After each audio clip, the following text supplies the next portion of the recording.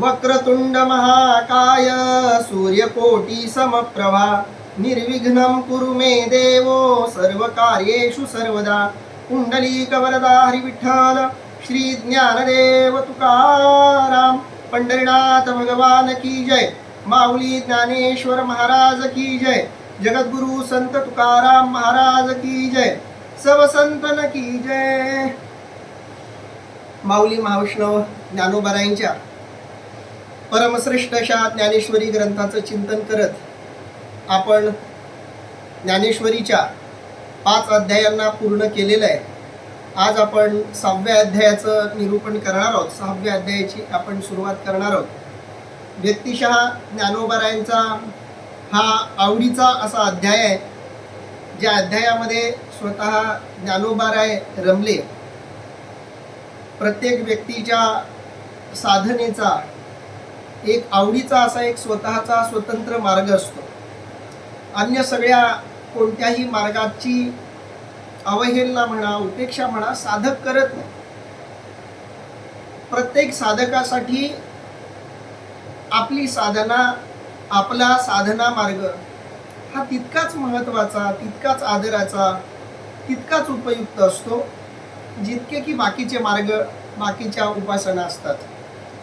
पण असं जरी असलं तरी जी साधना आपल्याला व्यक्तिशः आवडते, आपल्याला जी साधना व्यक्तिशः भावते, त्या साधनेमध्ये रत होण्यामध्ये एक वेगळाच आनंद असतो। ज्ञानोबाराय हे एक परमयोगी आहेत आणि योगी अशा व्यक्तीला योग साधना आवडणं स्वाभाविक आहे।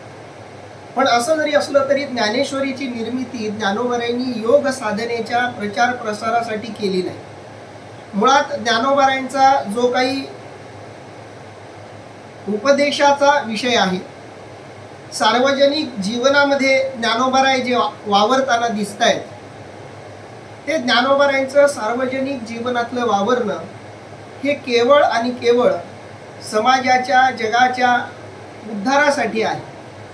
काय केल्यानं समाजाचा उद्धार होईल, काय केल्यानं जग आत्मरूप अवस्थेला प्राप्त होईल, त्या विश्वात्मक देवाला प्राप्त होईल, या प्रकारचीच उपदेशाची सगळी वीण ज्ञानोबारायांनी बांधलेली आपल्याला दिसते। आणि सर्व साधकांना सगळ्यात सोपा असलेला मार्ग म्हणजे भक्ती मार्ग, नाम जपाचा मार्ग हा ज्ञानोबारायांनी आग्रहानं जगाला सांगितलेला आहे। पण असं जरी असलं तरी ज्ञानोबारायांचा व्यक्तिगत जो मार्ग आहे तो हा योग मार्ग आहे। म्हणून ज्या योग मार्गाच्या संदर्भात अर्जुनानं भगवंताला प्रश्न विचारलेला आहे, त्या योग मार्गाचं निरूपण 6व्या अध्यायात असल्यामुळं स्वाभाविकपणे ज्ञानोबाराय जेव्हा प्रसंग रूप असं आपल्या साधनेच्या वर्णनाचा प्रसंग येतो, तेव्हा जो एक आतून आनंद होतो, तसाच आनंद ज्ञानोबारायांना इथं झालाय। कारण ज्ञानोबारायांना भगवंताचं वर्णन करणं आवडतं, ज्ञानोबारायांना संतांचं वर्णन करायला आवडतं आणि ज्ञानोबारायांना योग साधनेचं विश्लेषण, वर्णन करायला आवडतं, आपला अनुभव सांगायला आवडतं। आणि त्यामुळं ज्ञानोबाराय 6व्या अध्यायामध्ये एका वेगळ्याच उत्साहानं, एका वेगळ्याच अंतःप्रेरणेनं या अध्यायाचं विश्लेषण करताना आपल्याला दिसत आहेत। म्हणून 6व्या अध्यायातल्या काही ओव्या सुद्धा अतिशय लोकप्रिय झाल्या आहेत। त्या ओव्यांचाही त्या त्यावेळी आपण विचार करणार आहोत। पण या अध्यायाची सुरुवात एका महत्त्वाच्या, गंभीर अशा ऐतिहासिक संवादातून ज्ञानोबारायांनी केलेली आहे। तो संवाद अतिशय महत्त्वाचा आहे। या संवादातून काही महत्त्वाच्या गोष्टी आपल्याला सुचवण्याचा प्रयत्न ज्ञानोबारायांनी केलेला आहे। ते जे माऊलींना सुचवायचं आहे त्याचाही आज आपल्याला थोडासा विचार करायचा आहे। या 6व्या अध्यायाची जी सुरुवात आहे ती सुरुवात संजय आणि धृतराष्ट्र या दोघांच्या संवादाच्या वर्णनाने झालेली आहे। आणि हे संवादाचं वर्णन करण्यामागचा ज्ञानोबारायांचा उद्देश हा आहे की या संवादातून ज्ञानेश्वरीचा अधिकारी किंवा श्रीमद भगवद्गीतेचा अधिकारी आणि श्रीमद भगवद्गीतेचा आणि ज्ञानेश्वरीचा अनधिकारी या दोघांचंही सूचन या संवादातून घडवण्याचा प्रयत्न ज्ञानोबांनी केलेला आहे. ज्ञानेश्वरी किंवा श्रीमद भगवद्गीता ज्याला आवडते त्याची या गीतेबद्दल ज्ञानेश्वरीबद्दल भावना काय, आणि ज्यालाही आवडत नाही त्याची या ज्ञानेश्वरीबद्दल आणि गीतेबद्दल भावना काय, यांचंही सुंदर असं सूचन या ओव्यांमधून ज्ञानोबांनी केले. म्हणून या ओव्या आपल्यासाठी खूप महत्त्वाच्या आहेत. कारण ज्ञानेश्वरी किंवा गीता आवडण्यासाठी सुद्धा भाग्य लागते. या साधना मार्गांमध्ये यावंसं वाटणं याच्या एवढी सौभाग्याची दुसरी गोष्ट नाही. तुम्ही कोणत्याही कारणानं या, कोणत्याही कारणानं तुम्ही इकडं वळा, पण तुम्हाला इकडं वळण्यासाठी तुमचं ऐश्वर्य कामाला येत नाही, तुमची श्रीमंती कामाला येत नाही, तुमची विद्वत्ता, तुमचं ज्ञान कामाला येत नाही. इकडं वळण्यासाठी तुमचं पुण्यच तुमच्या कामाला येतं. आणि हे पुण्य जर तुमच्या जवळ नसेल, या पुण्याची गाठोडी जर आपल्या जवळ नसेल, तर हातात आलेलं ताटही झिडकारून देण्याची प्रवृत्ती तुमची होऊ शकते. ज्याचं पुण्यच नाही, ज्याच्याजवळ सुकृताची जोडी नाही, पुण्याचं गाठोडं ज्याच्याजवळ नाही, त्याला आयता हातात आलेल्या गीतेचा अर्थ, ज्ञानेश्वरीचा भावार्थही पटणार किंवा पचणार नाही. आणि या दृष्टीनं आपल्याला दोन पात्र इथं ज्ञानोबांनी उभी केलेली दिसतात. मुळात ती महाभारतातलीच आहे. एक आहे धृतराष्ट्राचं पात्र आणि एक आहे संजयाचं पात्र. संजय हा भगवद्गीतेचा अधिकारी बनला, भगवद्गीतेचा श्रोता बनला, हे त्याचं भाग्य आहे. नाहीतर गीता ऐकण्याचं भाग्य मिळण्यासारखा कोणताही अधिकार संजयाकडे नाही. महाभारतामध्ये आपण संजयाचं फारसं वर्णन ऐकतही नाही. संजय जेवढा गीतेमध्ये येतो तेवढा महाभारतात कुठे येत नाही. बाकीच्या अनेक पात्रांचे उल्लेख आपल्याला महाभारतात दिसतात. संजयाचे तसं पात्र आपल्याला वर्णन केलेलं महाभारतात दिसत नाही, पण गीतेत मात्र ते मुख्य पात्र म्हणून येतं.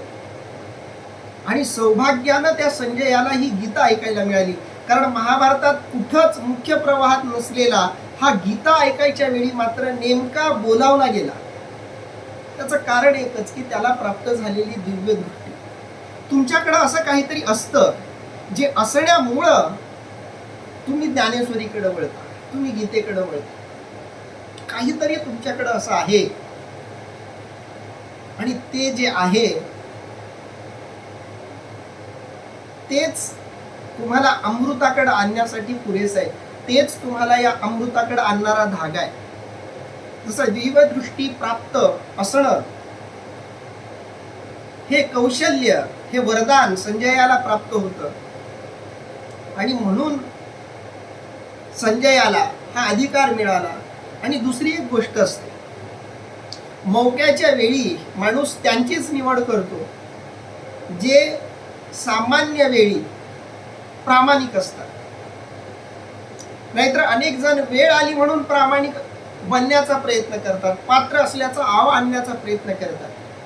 पण सामान्य वेळीही जे पात्रतेसाठी धडपडतात, सामान्य वेळीही जे पात्रता बाळगतात, त्यांनाच मौक्याच्या वेळी निवडलं जातं, नेमलं जातं. संजयाचा स्वभाव नम्र आहे, संजयाचा स्वभाव चाणाक्ष आहे, संजय वाक्पटू आहे, संजयाला बोलण्याचं सामर्थ्य आहे, संजयाला प्रसंगावधान राखण्याचं कौशल्य प्राप्त आहे. आणि या सगळ्या गोष्टींमुळे संजयाची निवड धृतराष्ट्राकडून झालेली आहे. पण ही निवड झाली असली तरी जे ऐकायला मिळते ते किती परम भाग्याचं आहे हे ऐकायला मिळाल्यानंतर संजयाला कळालंय.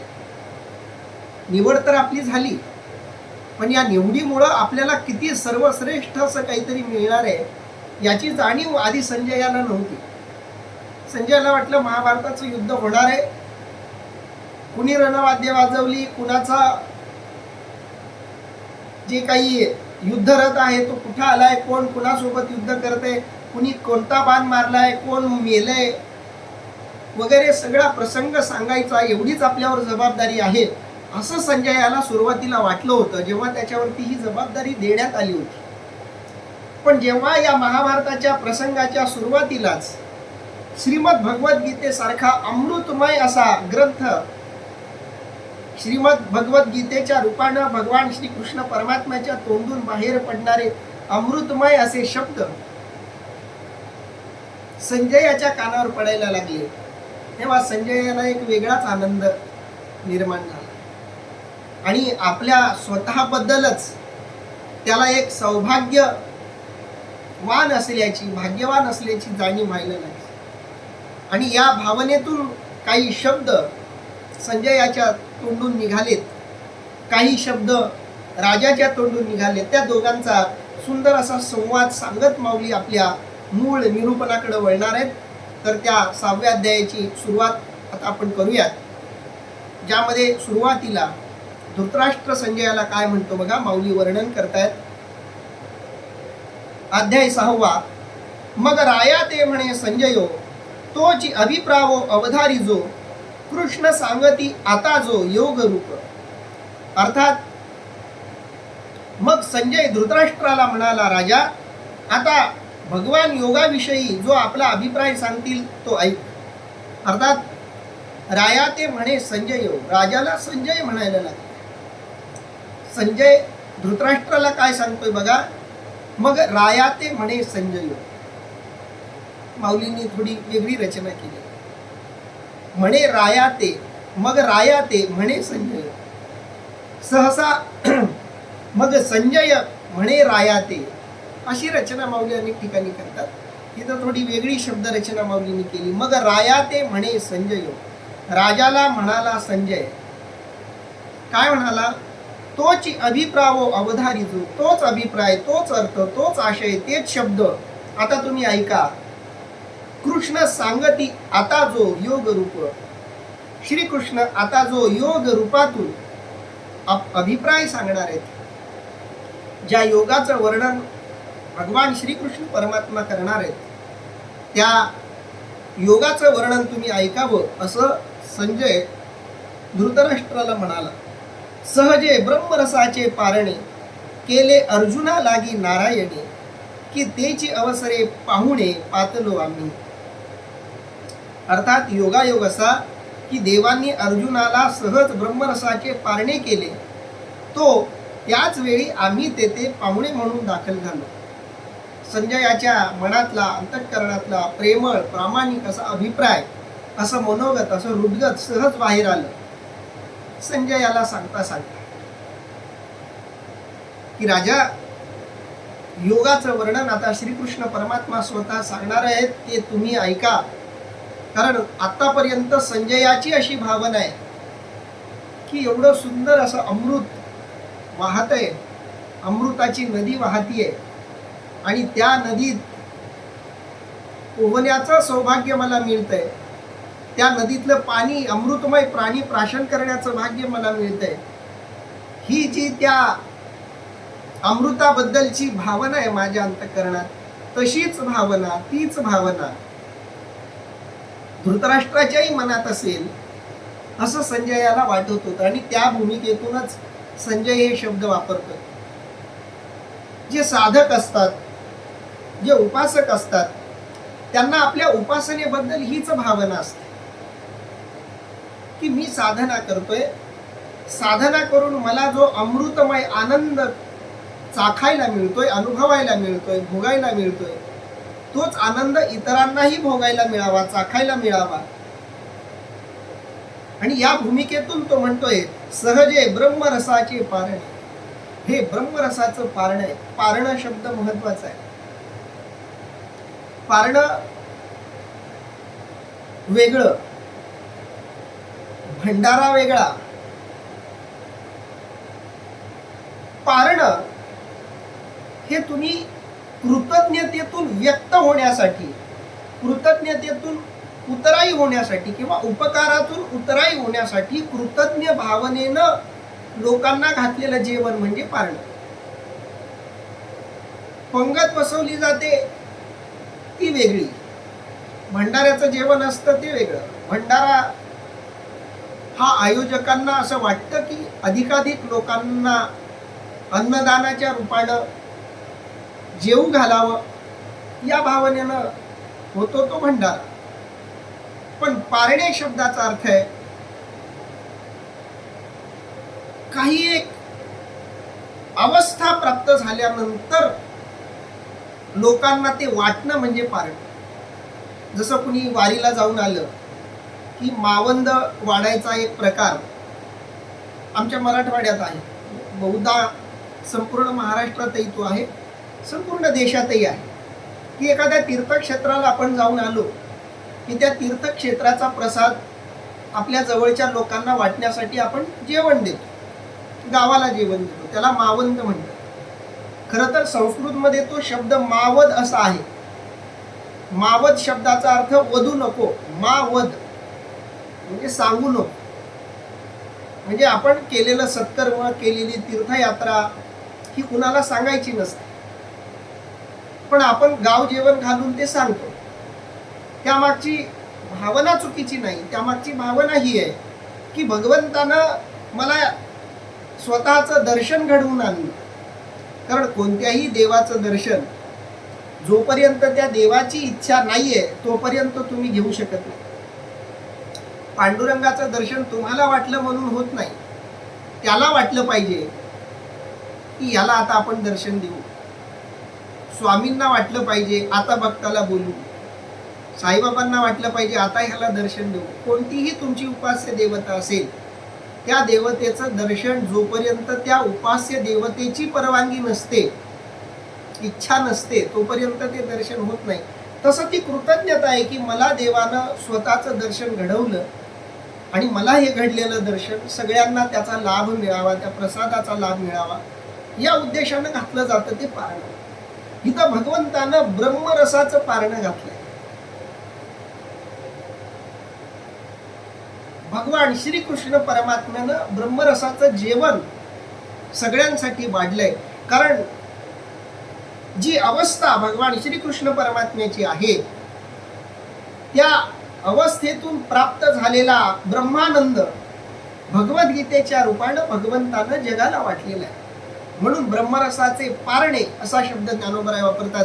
केले अर्जुना लागी नारायण. ते पारणं घातलंय कोणासाठी? अर्जुनासाठी भगवंतानं ते ब्रह्मरसाचं पारणं घातलंय. हे जेवण अर्जुनासाठी भगवंतानं बनवलंय, अर्जुनासाठी देवानं हे वाढायला घेतलंय. पण असं जरी असलं की तेची अवसरी पाहुणे पातलो आम्ही, आणि त्याच वेळेला आम्ही सोयरे म्हणून पातलो, नातेवाईक म्हणून, घरातले पाहुणे म्हणून आम्ही या ब्रह्मरसाच्या पारण्याच्या वेळी, जेवणाच्या वेळी, पंगत बसायच्या वेळी नेमकेपणानं आम्ही इथं आलो. कैसी दैवाची आगळीक नेनिजे, जैसे तान्हेलिया तो यसे विजे, की तेची चवी करुणी पाहिजे तव अमृत आहे. अर्थात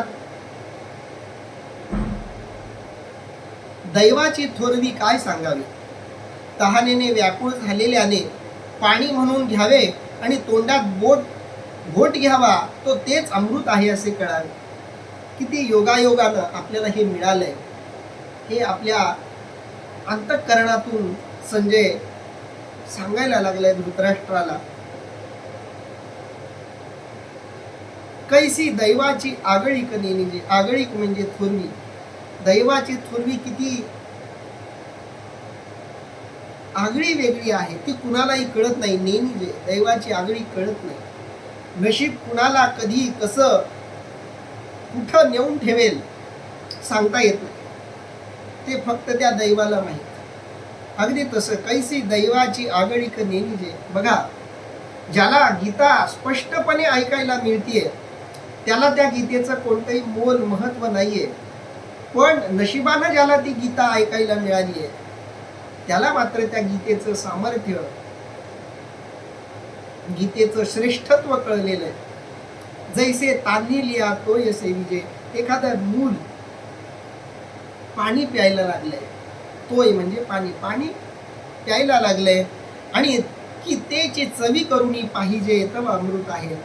बघा, माऊलींनी खूप सुंदर दृष्टांत दिला. एक तर लहान मूल पाणी पितंय कारण लहान मुलामध्ये पाणी पिण्याचं सामर्थ्य नाही. कारण आपल्या मराठीमध्ये लेकरांसाठी सुद्धा वेगवेगळे शब्द आहेत. तान्हेलं म्हटलं की लहान बाळ, बाळ म्हटलं की छोटं बाळ, मूल म्हटलं की पुन्हा थोडंसं जास्त वय पण बाळच. अशी आपण मुलांमध्ये सुद्धा वेगवेगळे शब्द वापरत असतो.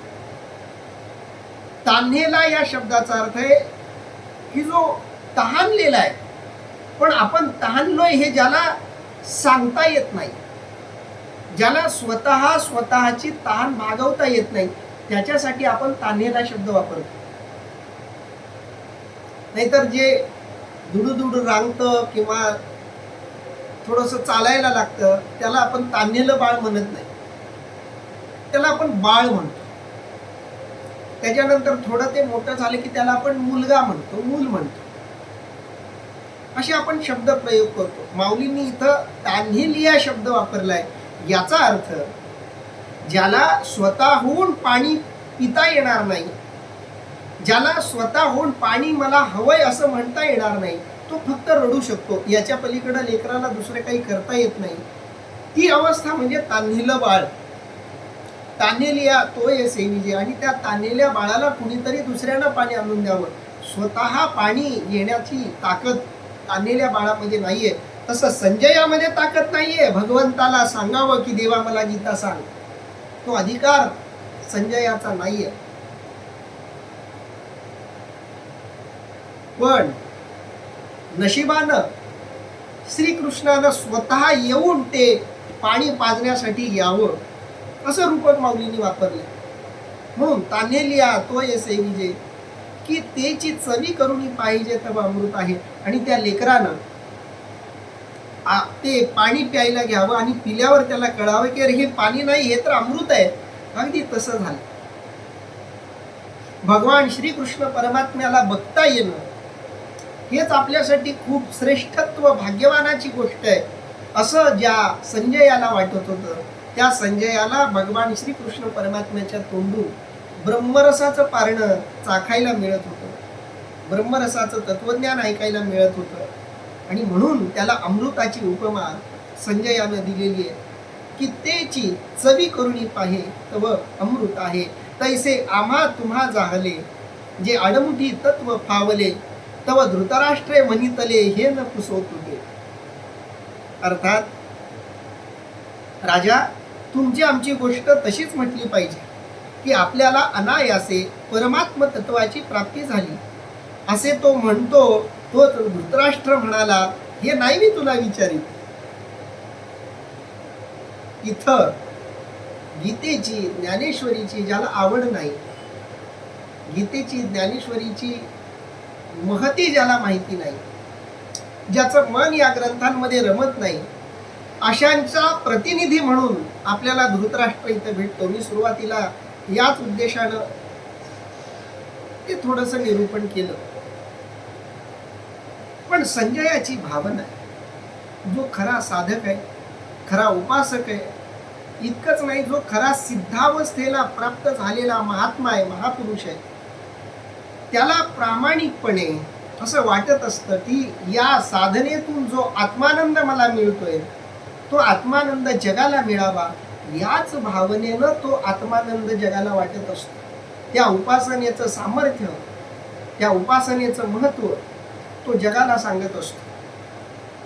पण जे जे श्रोते त्याच्या त्या उपासनेच्या महत्त्वाचं श्रवण करतात, त्या उपासनेतून त्याला आलेले अनुभव जे श्रोते ऐकतात, त्या सगळ्यांना ऐकण्यातून त्या उपासनेच्या वर्णनाचा तितकाच लाभ होईल असं मात्र नाही. गीता आणि ज्ञानेश्वरी कुणाला काय देते असा प्रश्न विचारला तर त्याचं उत्तर हे आहे की ज्याचा जो अधिकार आहे त्याला त्याच्या अधिकाराप्रमाणे ज्ञानेश्वरी किंवा गीता देते. ज्ञानेश्वरी गीताच नाही, कोणताही धार्मिक ग्रंथ, कोणत्याही संतांचा कोणताही ग्रंथ कुणाला काय देतो असा जर प्रश्न विचारला तर ज्याचा जो अधिकार आहे त्याला तो त्याचा अधिकार तो ग्रंथ देत असतो. ज्याचा जो आध्यात्मिक अधिकार आहे, ज्यानं ज्या पात्रतेची आध्यात्मिक साधना केलेली आहे, ज्याच्या साधनेत जितका प्रामाणिकपणा आहे, जितकं पावित्र्य आहे, जितकी शुद्धता आहे, तितकंच त्याला तो ग्रंथ देत असतो. म्हणून ग्रंथाचं श्रवण सगळ्यांनी केलं म्हणून सगळ्यांना सारखाच लाभ होईल असं नाही. ज्ञानेश्वरी आपण सगळेजण ऐकतोय, शब्द तेच आहेत, भाव तोच आहे. ज्याच्या तोंडून हे शब्द निघतायत तो तोच आहे, तो सगळ्यांना सारखा दिसतोय. पण गीतेच्या निरूपणाचा, ज्ञानेश्वरीच्या निरूपणाचा जो भाव आहे तो प्रत्येकाच्या आत वेगळा उतरला जाणार आहे, वेगवेगळा मुरला जाणार आहे. जसं पावसाचं उदाहरण आहे, पाऊस पडतो, सगळीकडे पडतो. पाऊस पडताना दगड, जमीन, डोंगर, नदी, समुद्र, वाळवंट असा कोणताही भेद करत नाही. पाऊस फक्त पडतो, त्याचं काम आहे पडणं. पर्जन्ये पडावे आपुल्या स्वभावे, आपुल्याला दैवे पिके भूमी. तुकोबाराय सांगतात, पर्जन्ये पडावे आपुल्या स्वभावे. पर्जन्यानं फक्त पडावं, पावसानं फक्त कोसळावं. मग पाऊस असा विचार करत नाही की मी वाळवंटात जास्त पडतो, समुद्रात आणि नदीत काय आधीच भरपूर पाणी आहे, तिथं कशाला मी पडू. हा भेद कधीही पाऊस करत नाही. तो पडतो, सगळीकडे पडतो, पण त्या पावसाच्या पडण्याचा परिणाम मात्र वेगवेगळा होतो. नदीत पडला की नदीला पूर येतो, खडकात पडलं की ते पाणी वाया जातं, सुपीक जमिनीत ते पाणी पडलं की ते पिकाला जन्माला कारण ठरतं. तेच पाण्याचा तोच थेंब मोती सुद्धा बनतो. त्या पाण्याचं ते नशीब आहे. त्या प्रसंगावरून, त्या अधिकारावरून त्या पाण्याचं भाग्य ठरत असतं. तसं ज्ञानेश्वरी, गीता, गाथा, कोणतंही संत साहित्य, धार्मिक ग्रंथ तुमची जी पात्रता आहे त्या पात्रतेप्रमाणे तुम्हाला देतात. तुम्ही दगड असाल तर तुमच्यावर पडेल आणि निघून जाईल. तुम्ही नदी असाल तर या शब्दांनी तुमच्या आत भावनांचा अजून मोठं भरता येईल, पूर येईल भावनांचा, साधनेचा, आत्मानुभवाचा. ज्याची जमीन सुपीक आहे त्याच्यामध्ये आत्मतत्वाची पेरणी होईल, आत्मतत्वाचं बीजारोपण होईल. एवढं सामर्थ्य आहे. पण धृतराष्ट्र आहे दगडासारखा, संजय आहे सुपीक जमिनीसारखा. संजयाच्या कानावर भगवान कृष्ण परमात्म्याचे शब्द पडले आणि आत एक कृतज्ञतेचा भाव जन्माला आला की किती मी भाग्यवान आहे की भगवंत मला हे सांगतायत आणि स्वतःचं रूप सांगतायत, ब्रह्म तत्व सांगतायत, स्वतःला प्राप्त होण्याचे, प्राप्त करून घेण्याचे वेगवेगळे मार्ग सांगतायत. किती भाग्याची गोष्ट आहे. आणि याच्या उलट धृतराष्ट्राला काय वाटतं बघा, तया संजया तैसे आम्हा तुम्हा जाहले, जे आडमुठी तत्व फावले. संजय धृतराष्ट्राला कृतज्ञ भावानं म्हणायला लागलाय की राजा,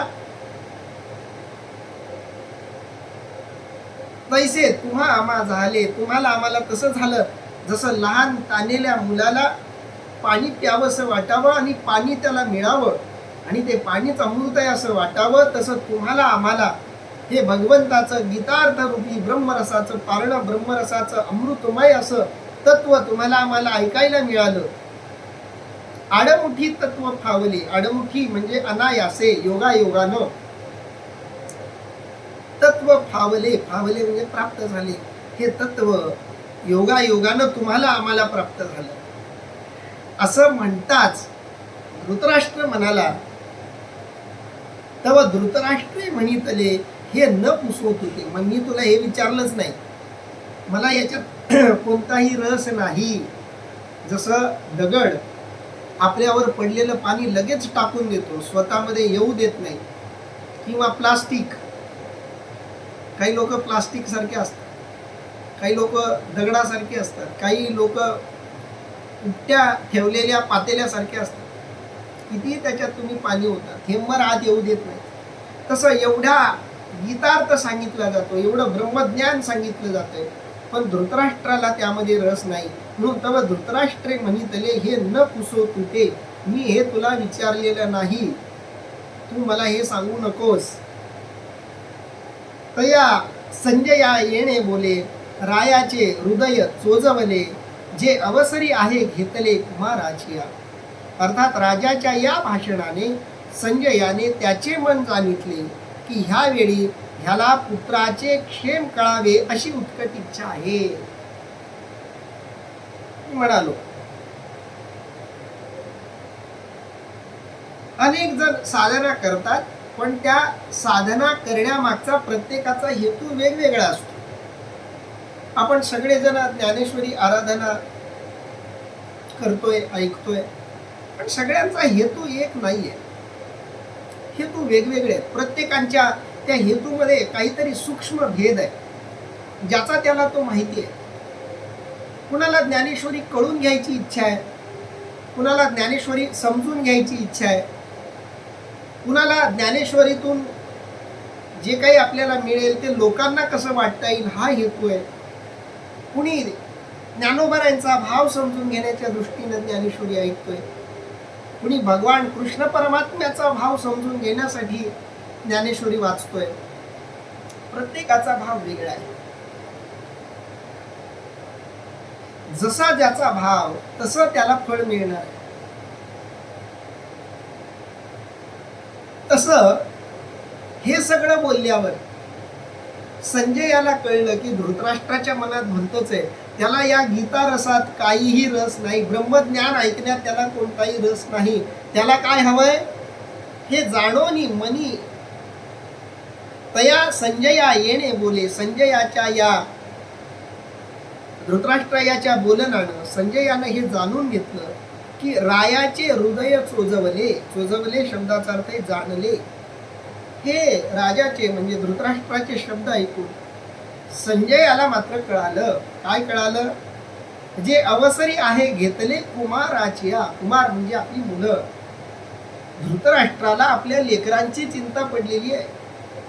त्यानं लेकरांचं हित अहित तेवढं फक्त मनामध्ये ठेवलेलं आहे. तो पुत्र स्नेहानं मोहित झालेला आहे. तरी पुत्र स्नेहे मोहित धृतराष्ट्र असे पुसतू म्हणे संजया सांगे मातू कुरुक्षेत्रेची. पहिल्याचा अध्यायात बघतो आपण.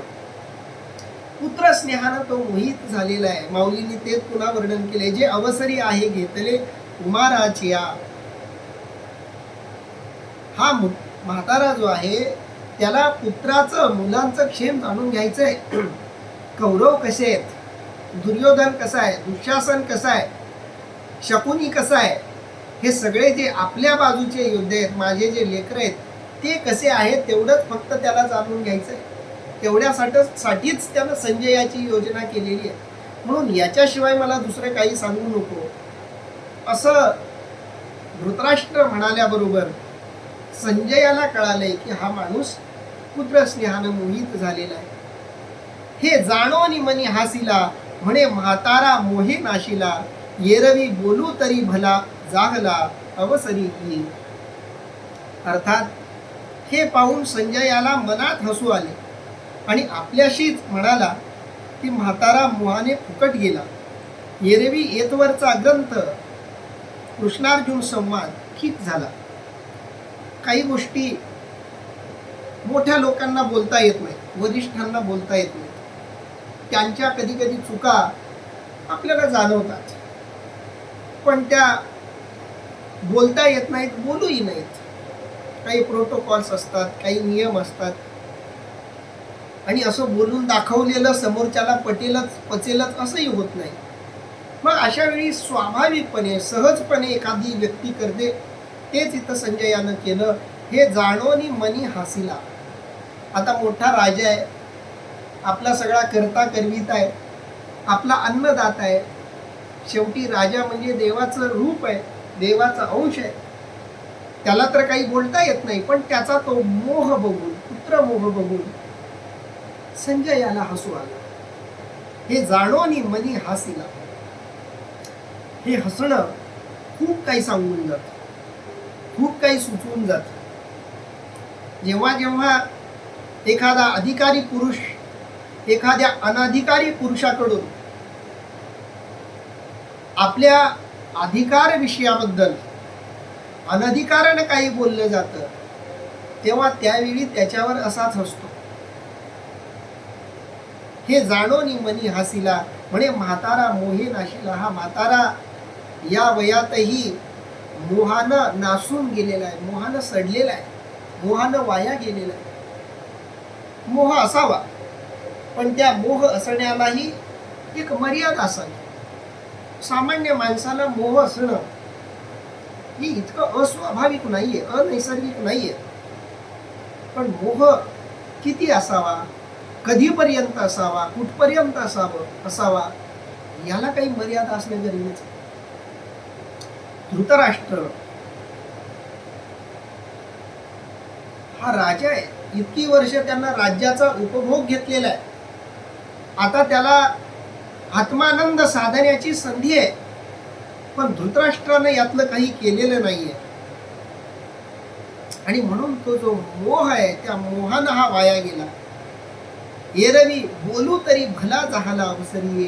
पण खरं सांगायचं झालं तर हा जो कृष्णार्जुन संवादाचा प्रसंग आहे तो अतिशय सुंदर आणि अतिशय उत्तम असा झालेला आहे, असं आतून संजयाला वाटलेलं आहे, ज्याची त्याला धृतराष्ट्राला किंमत वाटत नाहीये, महत्व वाटत नाहीये.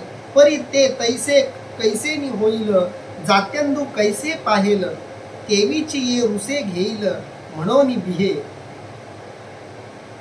पण हे व्हावेच कसे, जात्यंधाला कधी दिसले आहे काय. पण असे बोलण्याची सोय नाही, त्याला राग येईल म्हणून तो मनात घ्याला. माऊलींनी सुंदर असा प्रसंग रेखाटलेला आहे. असा प्रसंग अनेकदा होतो. एखाद्या मोठ्या व्यक्तीला त्याची चूक कळलेली आहे हे आपल्याला कळतं, पण त्याला त्याची चूक सांगता येत नाही, बोलून दाखवता येत नाही.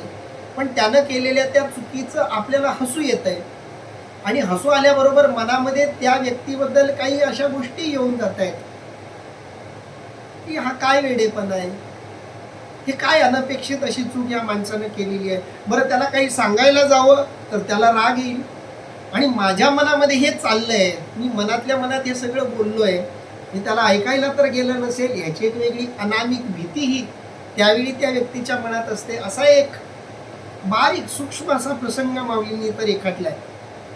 परी ते कैसे कैसेनी होईल, मनातल्या मनात संजय म्हणायला लागलाय की असं कसं होईल. जात्यंदू कैसे पाहिलं, जो जन्मजात माणूस आंधळा आहे. जात्यंध म्हणजे जन्मजात आंधळा. आंधळ्यांचे पण प्रकार असतात.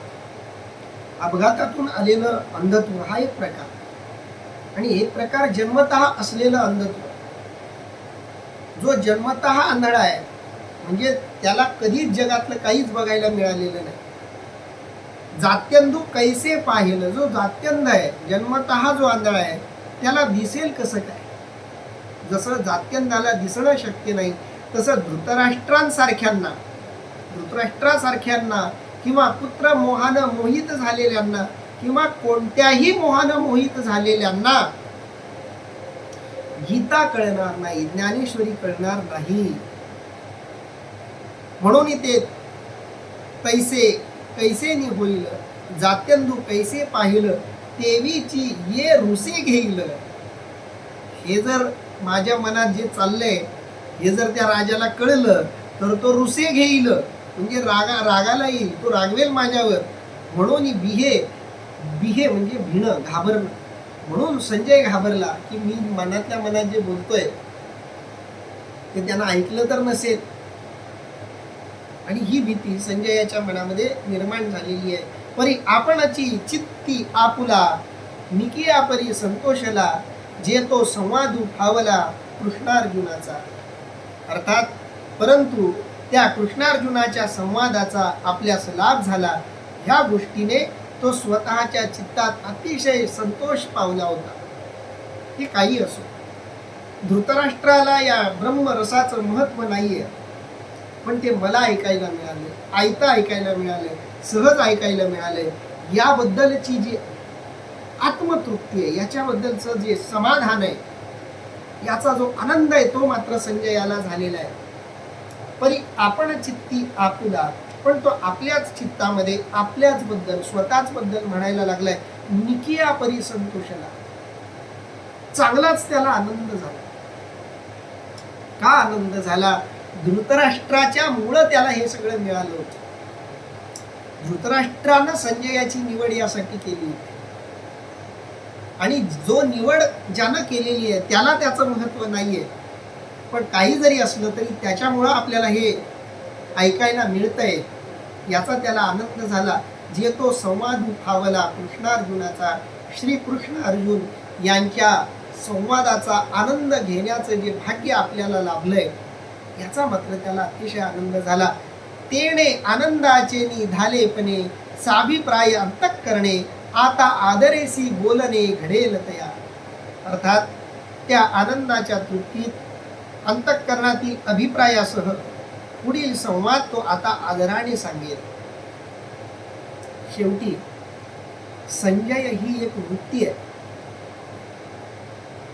आणि संजयासारखा साधक, संजयासारखा उपासक, ज्याच्यामुळं आपल्याला उपासना घडलेली आहे, ज्याच्यामुळं आपल्याला साधना घडलेली आहे, त्याच्या उद्धारासाठी नेहमीच तत्पर असतो, कार्यरत असतो. अनेकदा साधनेमध्ये आणणारा, साधनेतला तो लाभ मिळवू शकत नाही, जो लाभ त्यानं ज्याला साधनेत आणलंय त्याला मिळतो. असं अनेकदा उपासनेच्या क्षेत्रामध्ये, साधनेच्या क्षेत्रामध्ये घडतं. संजय हा तसा सामान्य साधक आहे, सामान्य उपासक आहे, पण जेव्हा भगवान कृष्ण परमात्माने अर्जुनाचा संवाद रूप गीतार्थ त्याला ऐकायला मिळाला, तेव्हा एक वेगळा अधिकार संजयाला प्राप्त झाला. ब्रह्मज्ञानाचा एक वेगळा स्तर, वेगळा दर्जा, वेगळी अवस्था, एक वेगळं ज्ञान, एक वेगळं तत्व संजयाला प्राप्त झालं. पण हे प्राप्त झालेलं तत्व ज्याच्यामुळं आपल्याला मिळालं त्याच्याबद्दलची एक कृतज्ञता म्हणून त्याला हे गीतामृत पाजावं. भलेही तो पिणार नाही, पण वेळोवेळी त्याला ते तळमळीनं सांगावं, प्रेमानं सांगावं, एवढा प्रामाणिकपणा मात्र संजयानं बाळगलेला आहे. कारण ही सगळी गीता दोन प्रकारच्या समांतर संवादाचं रूप आहे. दोन प्रकारचे संवाद आहेत गीतेमध्ये. एक प्रत्यक्ष संवाद आहे आणि एक दुय्यम संवाद आहे, द्वितीय स्तरावरचा संवाद आहे. पहिला मुख्य स्तर संवादाचा जो आहे तो कृष्णार्जुन संवादाचा आहे, हा मुख्य स्तर आहे. आणि दुसरा स्तर धृतराष्ट्र आणि संजय यांच्या संवादाचा आहे. या दोन स्तरांवरचा संवाद गीतेमध्ये आहे, ज्ञानेश्वरीमध्येही आहे. या दोघांच्याही चर्चेची एकमेकांना जाणीव नाही. म्हणजे कृष्ण आणि अर्जुन यांचा संवाद सुरू आहे, हे संजय बघतोय, आणि संजय हे सगळं धृतराष्ट्राला सांगतोय. याची जाणीव गीता सांगताना भगवंताला नाहीये. भगवंताच्या डोक्यात तो विषय नाहीये, तो विचार नाहीये. आणि ते आपापल्या परिणती गीता भगवान कृष्ण परमात्मा अर्जुनाला सांगतायत. आणि इकडे या दोघांचा जो संवाद चालू आहे तो संवाद त्यांना माहिती नाहीये. आणि यांचा जो संवाद आहे या दोघांचा, तो संवाद कृष्णार्जुन संवादाच्या आधारावरचा संवाद आहे. म्हणजे संवादाच्या आधारावरचा संवाद आणि मुख्य संवाद, असे संवादाची अशी दोन रूपं आपल्याला इथं बघायला मिळतात. धृतराष्ट्राला जो रस आहे तो त्या संवादामध्ये नाहीये. प्रसंगाच्या वर्णनात धृतराष्ट्राला रस आहे. घटना महत्वाच्या आहेत संजयासाठी, आणि त्या घटनांमध्ये लपलेला ब्रह्मार्थ तत्व, भगवंताचा विचार, तो महत्वाचा आहे संजयासाठी. आणि जगामध्ये हे दोनच रूप आपल्याला दिसतात. या सगळ्या जगामध्ये ऐकणारे श्रोते दोनच आहेत. काहींना घटना आवडतात, काहींना तत्व आवडतात. घटना प्रधान जीवन जगणारे आणि तत्वज्ञान प्रधान जीवन जगणारे अशी दोन माणसं या जगात अस्तित्वात आहेत. म्हणजे भौतिक स्तरावर जीवन जगणारे आणि अंतःस्तरावर जीवन जगणारे असे जीवन जगणाऱ्याचे दोन मुख्य प्रकार आहेत. सार्त्र नावाचा एक विचारवंत होऊन गेला. त्या विचारवंतानं सुद्धा खूप तत्वज्ञानाच्या पातळीवर सूक्ष्मपणे मानवी मनाचं, मानवी भावनांचं निरूपण केलंय. त्याच्याही मते माणसाचे जीवन जगण्याचे हे दोन स्तर आहेत. एक घटना प्रधान जीवन जगणं आणि दुसरं तत्व प्रधान जीवन जगणं. काही लोकांना घटना महत्वाच्या वाटतात. आपण काय काय काम केलं, आपण कोणकोणत्या गोष्टी केल्या त्याच्यावर भर देणारा एक वर्ग आहे. आणि दुसरं आपण काय आत्मिक प्रगती केली, काय आपण तत्वतः प्रगती केली यावरून आपल्या कारकिर्दीचं मूल्यमापन करणारा एक वर्ग आहे. धृतराष्ट्र घटनाप्रधान मानसिकतेचा आहे आणि संजय त्या घटनांमधल्या तत्वांना प्रधानता देणारा माणूस आहे, व्यक्ती आहे. धृतराष्ट्राला वाटतंय मला तू घटना सांग, संजयला वाटतंय या घटनांमध्ये दडलेला जो शब्द आहे, जो संवाद आहे तो आपण टिपला पाहिजे. आणि म्हणून तेने आनंदाचे निधालेपणी, त्या आनंदाच्या तृप्तीनं, कारण त्याला घटनांमधला जो शब्द संवाद आहे तो शब्द संवाद ऐकायला मिळतो. त्यातून एक तत्वज्ञान मानवी जीवनाचं, त्यातून एक ब्रह्मज्ञान जीवाला परमात्मा बनवण्याचं असं त्याला ऐकायला मिळतंय आणि त्या आनंदानं तो तृप्त झालेला आहे. साभिप्राय अंतःकरणे, साभिप्राय म्हणजे अर्थयुक्त अंतःकरण. आता आदरेसी बोलणे घडेल तया, आणि आता आदरानं तो जे काही ते घडतंय ते तो सगळं काही प्रामाणिकपणे सांगतोय. खरं तर संजय जो संवाद सांगतोय तो संवादही घटनाच आहे. संजयाला आज्ञा आहे की तू घटना सांग. संवाद ही सुद्धा घटना आहे.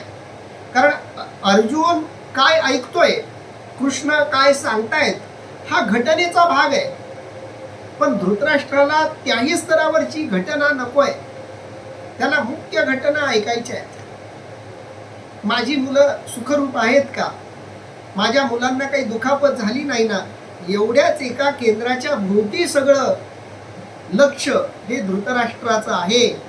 आणि धृतराष्ट्राला जे काही घडतंय ते सगळं सांगण्याची जबाबदारी संजयाची आहे. तो गीतार्थ आता संजय धृतराष्ट्राला सांगणार आहे. तो गीते माझी षष्ठीचा प्रसंगू असे आयणीचा, जैसा क्षीरार्णवी अमृताचा निवाडू झाला. 6व्या अध्यायाचं श्रेष्ठत्व माऊलींनी इथं सांगितलंय. क्षीरसागरातील अमृत प्राप्तीप्रमाणे गीतेतील 6व्या अध्यायाचा हा प्रसंग बुद्धी चातुर्याने जाणावयाचा आहे. आता तो अर्थ हा संजय धृतराष्ट्राला सांगणार आहे.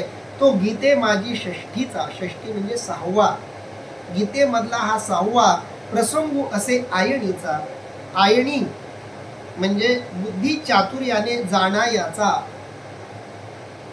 जो चाणाक्ष आहे, जो गंभीर आहे, ज्याची बुद्धी सूक्ष्म आहे, जो साधनेमध्ये एका विशिष्ट स्तरावर अवस्थेवर पोहोचलेला आहे, त्याच्यासाठी हा प्रसंग चांगला आहे. बुद्धी चातुर्य ज्याच्याकडे आहे त्या बुद्धी चातुर्यानं जाणण्यासारखा हा प्रसंग आहे. जैसा क्षीरार्णवी अमृताचा निवाडू झाला. जसा दुधाच्या सागरामध्ये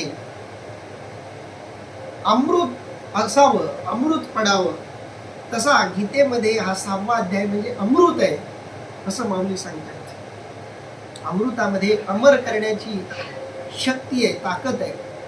तसं श्रीमद भगवद्गीतेतल्या 6व्या अध्यायामध्ये एक वेगळा विचार, एक वेगळं तत्व, एक वेगळा उपासना मार्ग भगवंतानं सांगितलेला आहे.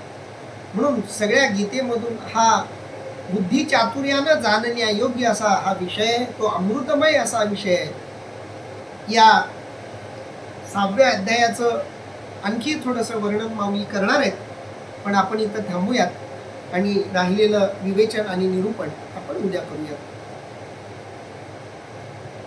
पुंडलिक वरदा हरी विठ्ठल, श्री ज्ञानदेव तुकाराम, पंढरीनाथ भगवान की जय, माऊली ज्ञानेश्वर महाराज की जय, जगद्गुरु संत तुकाराम महाराज की जय, सब संतन की जय.